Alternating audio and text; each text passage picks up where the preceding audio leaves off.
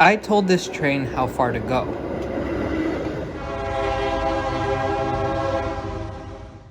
Hey everyone, it's me, Tom. I'm standing in Chicago near Union Station.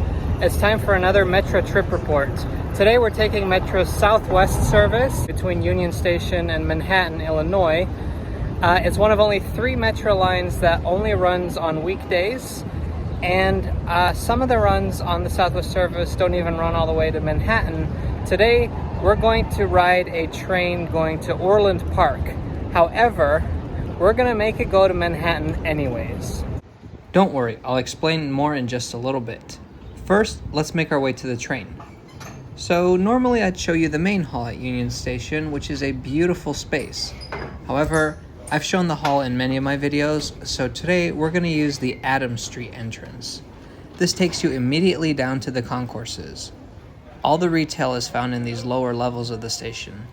Despite being somewhat maze-like, it's not too hard to find the platforms. Metra actually has good signage at Union Station. Today we have to follow signs saying Manhattan, leading us to the south gates. Southwest service trains leave from Union Station, at least for now. There are plans to move service to LaSalle Street Station starting in 2025. This would use a new connecting track at 75th Street and free up slots at Union Station. It would also let the Southwest service run more trains as well. As of this video's posting, the Southwest service sees a total of 15 round trips a day. But when I filmed this video, which was July of 2022, there were only 6 round trips a day. And these trains only run on weekdays. There's no weekend or holiday service.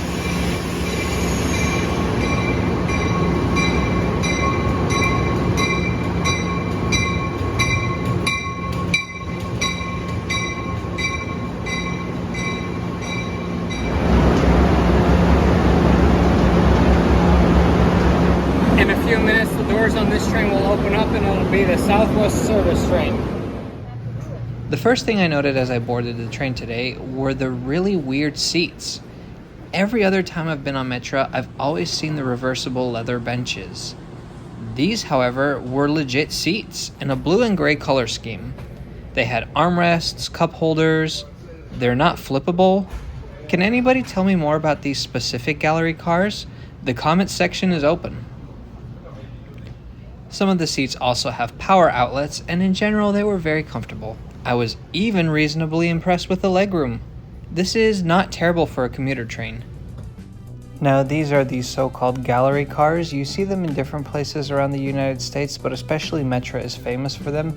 Basically, they're just one big space with a normal bottom floor and then 2 balconies acting as the top floor. And this is done so that the conductor can check tickets while walking down the bottom floor without having to go up the stairs. And just to check the bathroom, just gonna warn you, this one is a little gross. At Union Station, the cars receive power from the station, but before departure, it switches to the electricity being sourced from the locomotive, and this always means that the lights turn off for a little bit. Now we're off, headed to Orland Park and Manhattan. First, we'll run past a large Amtrak and Metra yard, one of my favorite parts of any train journey out of Chicago. Then we'll cross over the Chicago River on the old Pennsylvania Railroad Bridge. So at the beginning of the video, I mentioned that I told this train where to go. What did I mean by that? Well, trains on the Southwest service run from Chicago Union Station to either Orland Park 179th Station or Manhattan. The last 2 stations on the line, Laraway Road and Manhattan, are some of the least used stations on the entire Metra network. On average, the 2 stops together see about 60 passengers a day. Looking at the timetable, we notice that 3 trains a day have the letters FD in front of their arrival times at Laraway Road and Manhattan. Back when I rode the line in July, this was only 1 train a day. A quick look at the legend shows that FD stands for Flag to Discharge. Basically, the train will only run to Orland Park unless a passenger on board tells the conductor that they would like to travel to Laraway Road or Manhattan, in which case service is extended.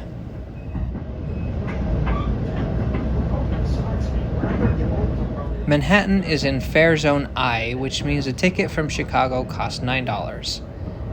It's the only station in that fare zone, so when the conductor saw my ticket, he asked me if I was going to Manhattan. I confirmed that I was, and just like that, the train's final destination was changed to Manhattan. Okay, so there might have maybe been some people before me who requested this as well. I'll never know, but it felt cool to do all the same. Personally, I think this line has a super cool history. The Southwest service runs on a route that used to be part of the Wabash Railroad. The first commuter train to Orland Park ran as early as 1893. Service was gradually extended to Manhattan and eventually even Decatur, Illinois. That's 174 miles. Originally, trains left from Dearborn Station in downtown Chicago.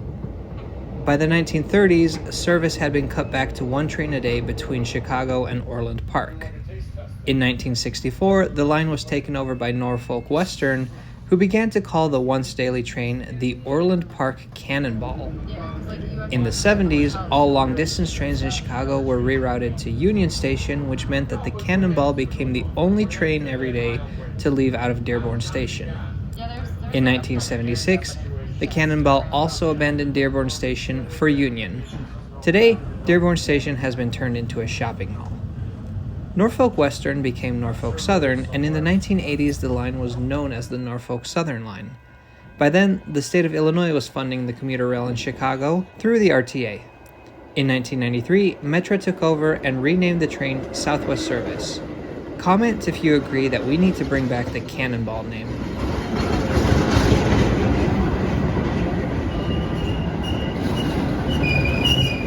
This is Oak Lawn Patriot Station. I actually visited the station a few months later on a separate trip on this line. It's your basic suburban metro station, but with a 9/11 memorial built out of steel from the wreckage of the Twin Towers. Enjoy your weekend. Yes, you too. Be safe. See you next week. Thank you.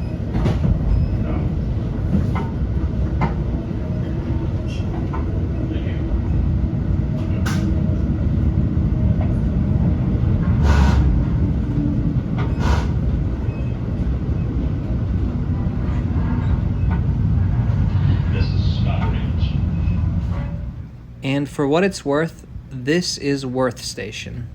Once we've left Palos Heights, the scenery begins to turn very lush and green. It's kind of nice to be on a metro train and occasionally be seeing something resembling nature and not just endless suburbia. Certainly something you can't say of every metro line. Now we've made it to Orland Park. Orland Park has 3 stations, located at 143rd Street, 153rd Street, and 179th Street. Yes, this is still the same street numbering system that starts way up in downtown Chicago. So we're now at Orland Park, 179th Street Station. I believe I'm the only person left in this part of the train. 2 more stops till Manhattan, and I don't know, for some reason it's making me feel a little bit nervous, but also really excited. Once we leave Orland Park 179th Street Station, it means that our train has completed the section that it would run anyways. The fact that we are now running to Laraway Road and Manhattan means that passengers on the train, including myself, have requested to travel to those stops.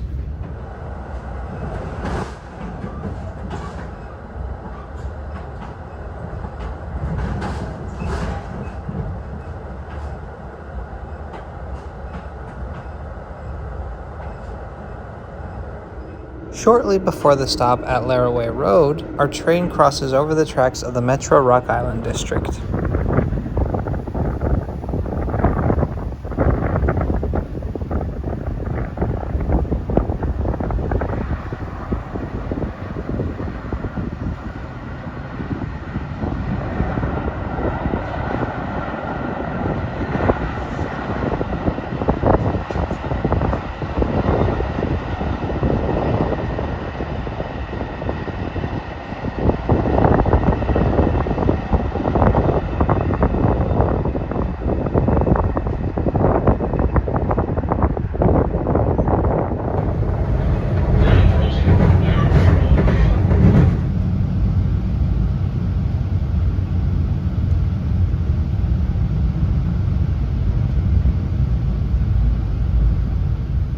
I saw 3 people get off here at Laraway Road, so they extended the train for at least 4 of us.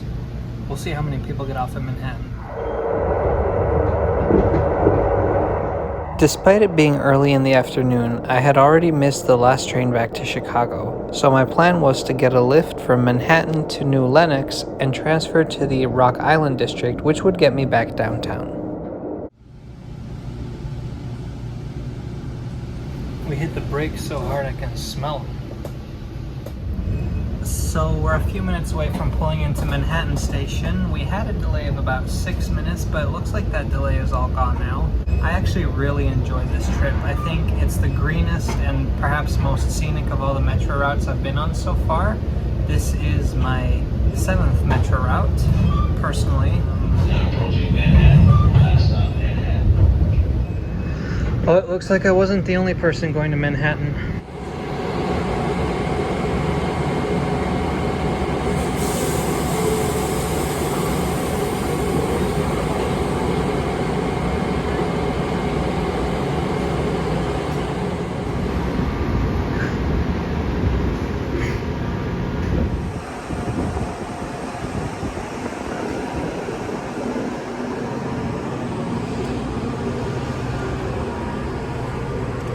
Locked. How typical. It's really too bad. I was looking for a good new romance novel.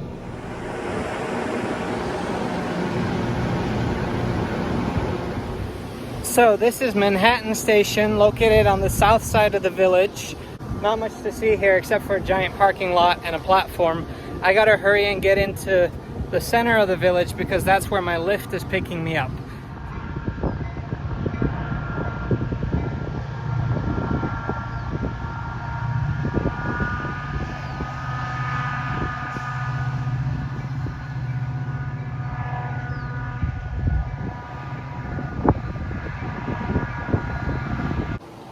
After about a 20-minute Lyft ride, I've made it to the new Lenox Station kiss and ride. Thankfully, I didn't have to kiss the driver goodbye, but she was a very nice lady. It was a great ride. Told me all about her medical history and her family's medical history. We love that kind of stuff. So now it's just about a 45-minute wait until I can take a train back into the city. The station is nice. Look at this waiting room.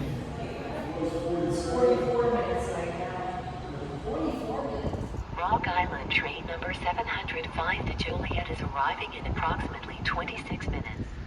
That over there, that's the bridge that the Southwest service travels over. Yep, that's right. This is where I took the clip that I played earlier. Now, on this particular day, the Rock Island district was dealing with delays due to a derailed freight train, so I had a lot of time here in New Lenox, and I decided to hit up Joey's, the restaurant right next to the train station. This place serves all your favorite Chicago classics. I went for the Chicago dog. It was really good, and together with the fries, it only cost $3.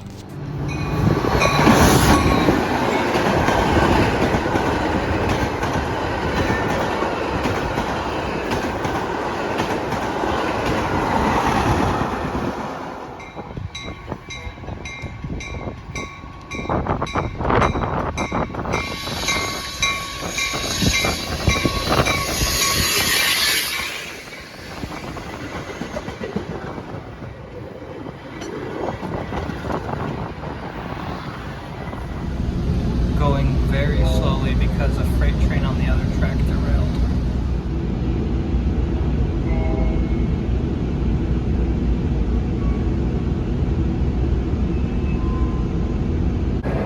This is Chicago LaSalle Street Station.